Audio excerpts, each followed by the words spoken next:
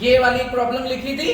Suppose you want to know that what is the status of academic achievement of MEd first semesters in research methodology.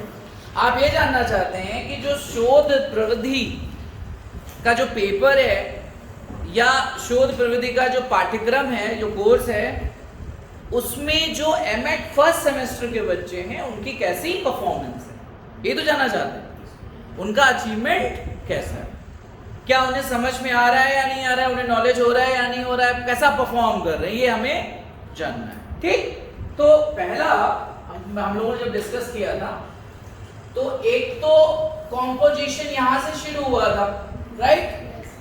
एक composition ये था, right? एक component ये था और एक कंपोनेंट ये था, यही तो थे। यानी कि एक, और इसको क्या बोलते हैं? टाइटल। क्या बोलते हैं? टाइटल या रिसर्च प्रॉब्लम। तो अगर रिसर्च प्रॉब्लम को डिफाइन करना हो तो क्या बोल सकते हैं? रिसर्च प्रॉब्लम तब आप इसको डिफाइन कर पाएंगे जब आप इसके कंपोनेंट्स को बता पाएंगे कि इसमें क्या क्या चीजें शामिल, राइट? तो पहला हमारा कॉम्पोजिशन है a study. This is the composition 1 या component 1, right? Yes, sir. Second one is academic achievement, and that is composition component second. Third one is MEd first semester students component 3, right?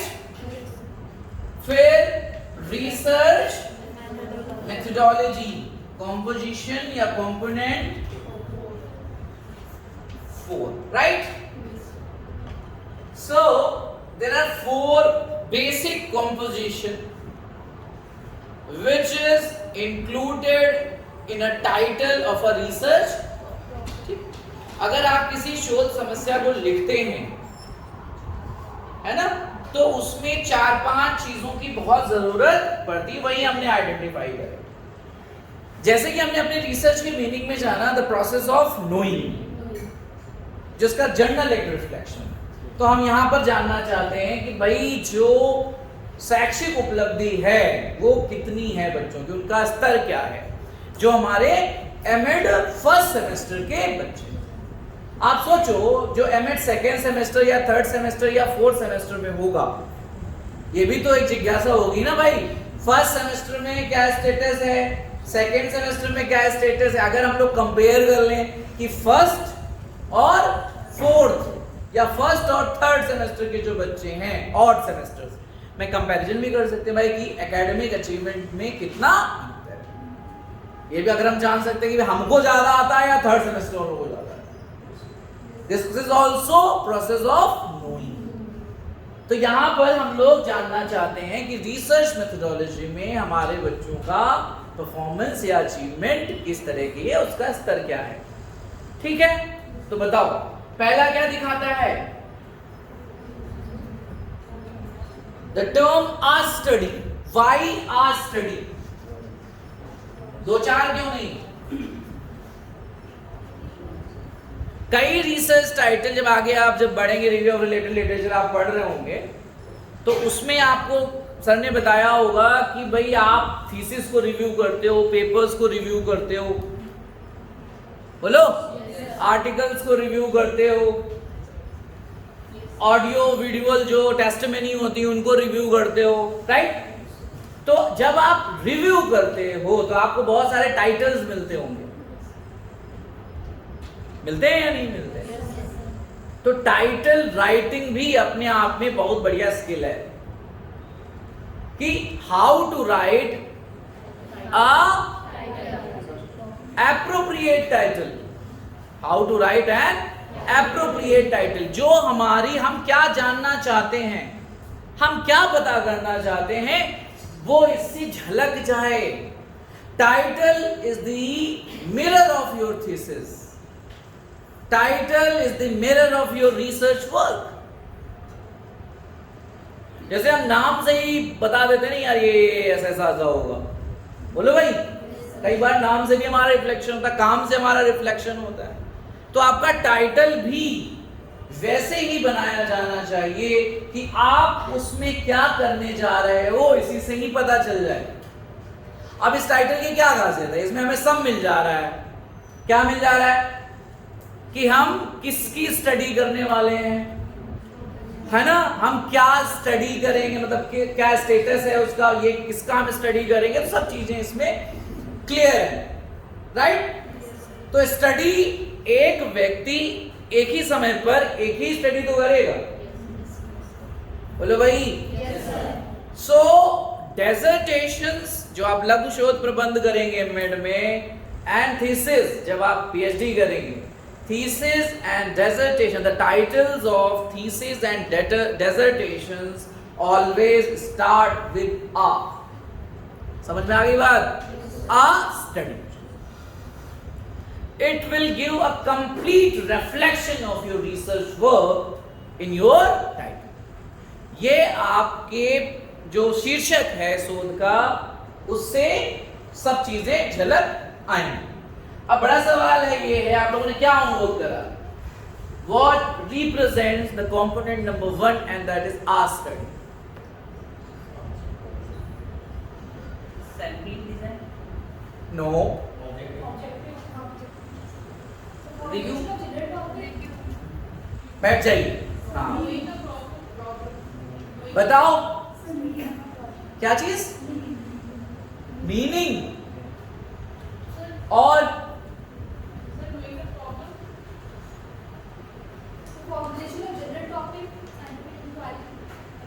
और कोई बताओ Nitin. No,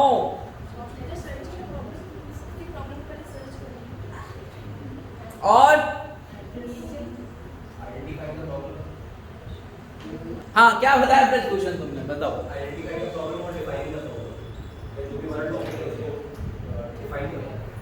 थोड़ा सा correct है, और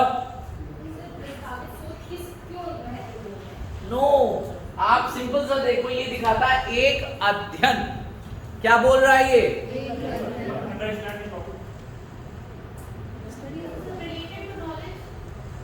वो तो पूरा ही है। What reflects the exact meaning of the first component, our study? Review of population? No.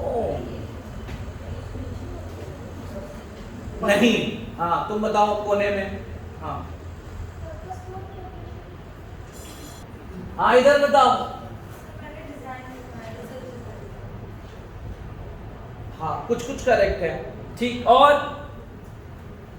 सोचो क्या हो सकता है,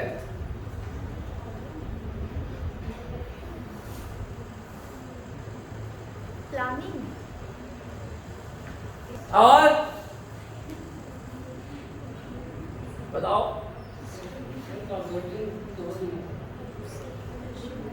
सही से बताओ यार,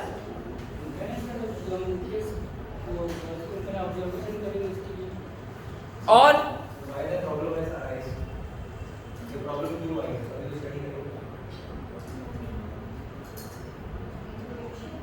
कोई, यादव जी कौन है तुम में से, तुम हो,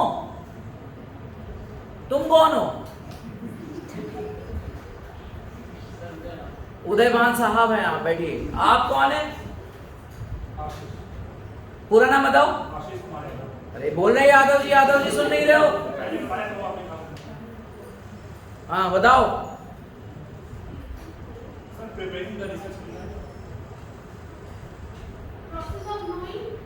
अरे वो तो है ही है, और अभी यहाँ पे ये लिखा हो सकता, ये भी तो लिखा हो सकता था कि आ रिसर्च या फिर आ प्रैक्टिस। कैसे हो सकता है, तुम्हें टाइटल, अरे ये कोई टाइटल की ऐसे शुरुआत थोड़ी होती है, आप प्रैक्टिस और रिसर्च ऐसे थोड़ा होता है। टाइटल लिखने के भी अपने नियम हैं, उस पर तुम बाद में आएंगे, अभी तो हम खाली रिसर्च की मीनिंग के आधार पर हम चर्चा कर रहे हैं और जो आपने पढ़ा है उसके आधार पर। How to write a title पे कम से कम 3 दिन की वर्कशॉप हम लोग लेते हैं। कल हम भेज देते हैं बिल्कुल लिखा के क्योंकि टाइटल बहुत इंपॉर्टेंट है और टाइटल में ही लोग अक्सर गलती करते हैं, वो डिपिक्ट ही नहीं होता जो वो काम करने जा रहे हैं। तो सोचो उस टाइटल का क्या मतलब, ऐसा ना। तो ये सब चीजें सोचनी पड़ती। ये कुछ नहीं दिखाया, it is only just depict a nature, type, approach. हमारा अध्ययन जो है उसका स्वभाव कैसा है, बोलो भाई, उसका प्रकार क्या है, हम किस अप्रोच के साथ ये काम करने वाले हैं। अब इसका अर्थ तभी निकलेगा जब इनके साथ आप जोड़ पाएंगे, तभी आप पता कर पाएंगे स्टडी का नेचर क्या है। दूसरा बताओ, कंपोनेंट नंबर 2 ये क्या है?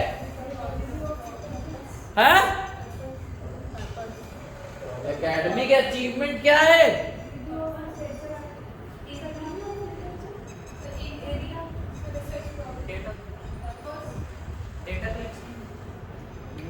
बताओ बीबी के।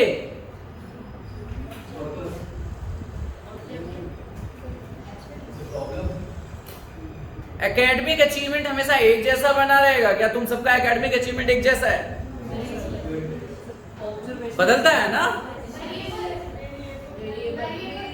It's a variable. It's a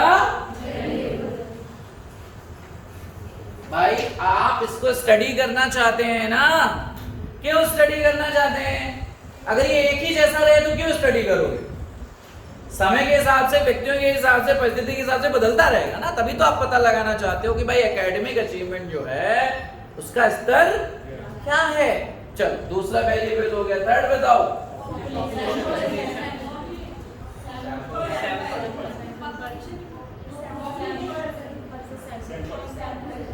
अच्छा चलो थोड़ा सा मैं जोड़ देता हूं।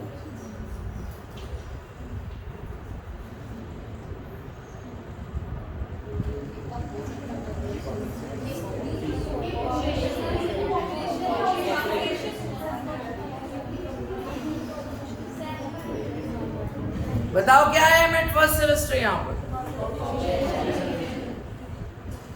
पॉपुलेशन है? कौन नो कौन बोला? हाँ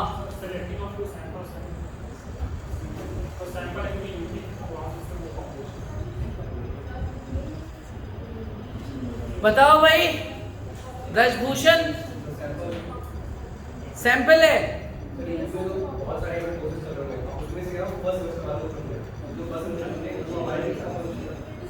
यहाँ कैसे मालूम तुम्हें कि ये तो यहाँ पर लिखा है एमएड फर्स्ट सेमेस्टर स्टूडेंट।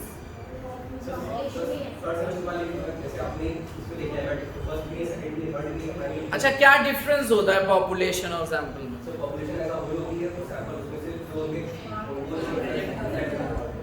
कौन सी किताब पढ़ी तुमने अभी तक? हाँ तो बैठो। और क्या अंतर होता है पॉपुलेशन और सैंपल में? यूनिवर्स पढ़ाया मैडम ने, उसके सेगमेंट्स हैं, यूनिवर्स है, पॉपुलेशन है, सैंपल है, देन सैंपलिंग है, समझे? क्रम है universe, population, sample and then. सोचो आप कि ये तो एक ग्रह है ना पृथ्वी, बहुत सारे ऐसे अननोन एंटिटीज हैं जो हम जानते ही नहीं है। हो सकता है तुम्हारे जैसे लोग दूसरे ग्रहों पर रहते हो, पॉसिबल है या नहीं है? ग्रह तो है ही हमारे पास बहुत सारे। यूनिवर्स का तो कोई ना आदि है ना अंत है, तो अनंत है ना। अरे बोलो, सबके बारे में तो जानकारी हमें बोलो, ऐसे ही तो हुआ नहीं। तो इसका मतलब ये बस नहीं है ब्रह्मांड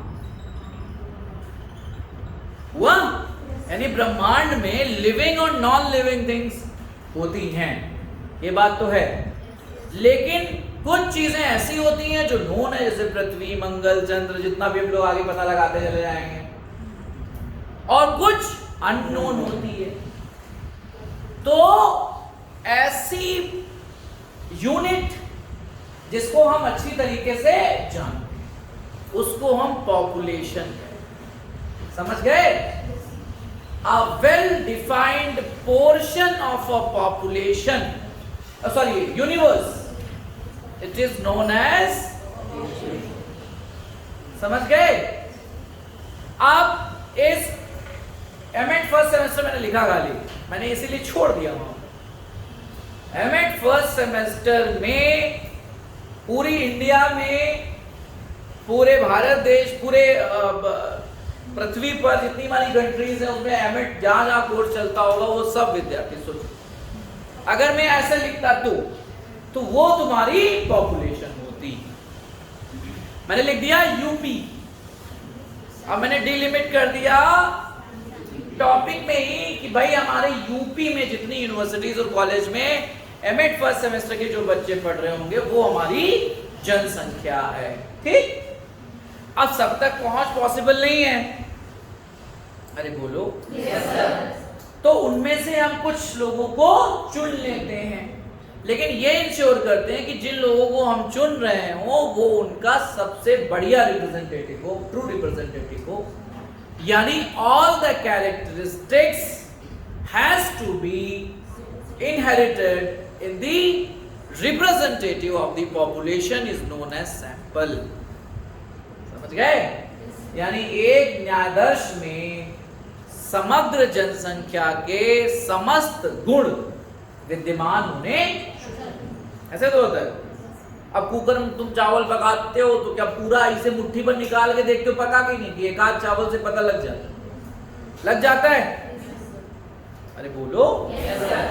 अभी यहां से आप एमएड फर्स्ट सेमेस्टर के स्टूडेंट एमएड करके निकलोगे तो हमें रिप्रेजेंट करोगे, हमारी इज्जत तुम्हारे हाथ में है, जैसा करोगे वैसे हमारी इमेज बनेगी, ऐसे तो होता है। बोले तुम सैंपल हो, बोलते ना तुम सैंपल हो, तुम सा कोई नहीं, ऐसे बोलते ही नहीं। अरे बोलो। तो यानी कि कुछ स्पेशल कैरेक्टरिस्टिक्स हैं आपके अंदर जो आपकी पॉपुलेशन को रिप्रेजेंट कर रहे हैं। तो यानी कि आप सोचो कि सैंपल के अंदर कितने इंपॉर्टेंट कैरेक्टरिस्टिक्स होने चाहिए जो पूरी जनसंख्या को रिप्रेजेंट करे।